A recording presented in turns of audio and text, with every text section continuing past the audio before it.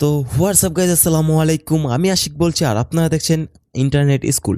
আজকে ভিডিওটা খুবই ইন্টারেস্টিং হতে চলেছে। আমি আজকে কোনো আর্নিং ভিডিও নিয়ে আসি নাই। আমি আজকে যে ভিডিওটা নিয়ে এসেছি সেটা আপনাদের জন্য খুবই হেল্পফুল। যারা ডেস্কটপ দিয়ে ইউটিউব ব্যবহার করেন তাদের জন্য এই ভিডিওটা স্পেশাল হতে চলেছে।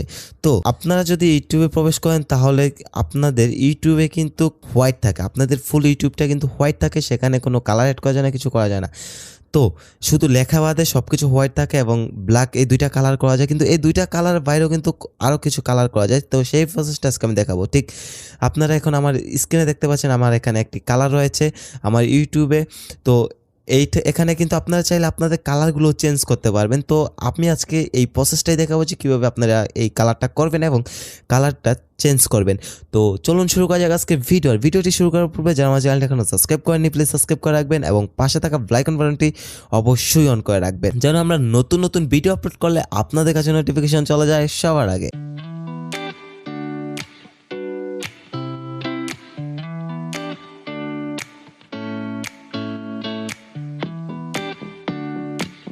তো চলুন ভিডিওতে ফেরা যাক।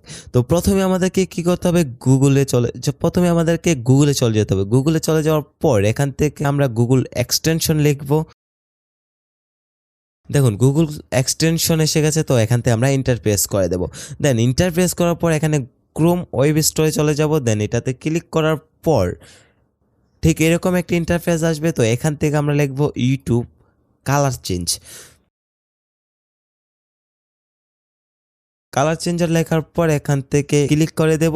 ইন্টারপ্রেস করার পর আপনাদের সামনে প্রথমে যেই থিমটা আসবে ঠিক সেটা উপরে ট্যাপ করবেন।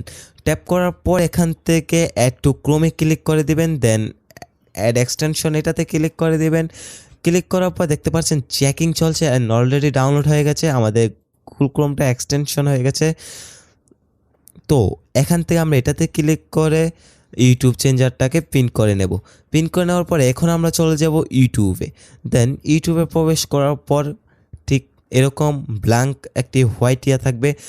তো এখান থেকে আমরা এটার উপর ট্যাপ করব।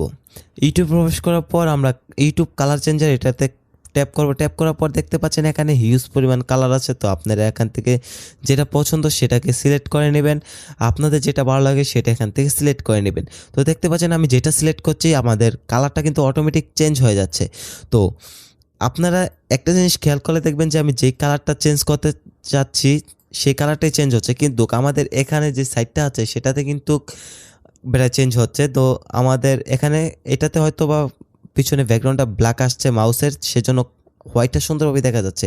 যদি এটাতে ট্যাপ করি তাহলে ব্ল্যাক আসছে। তো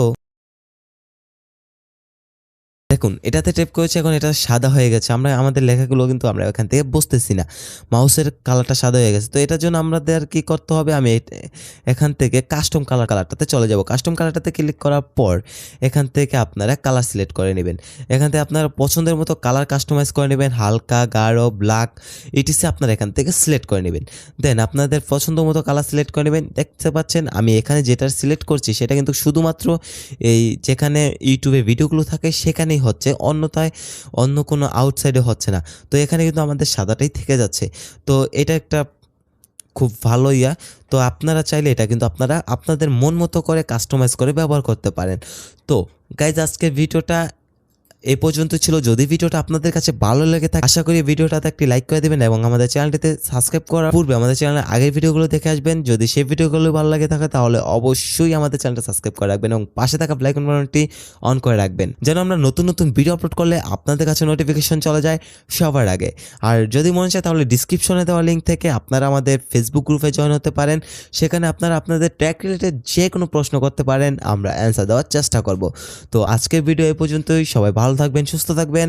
আল্লাহ হাফেজ।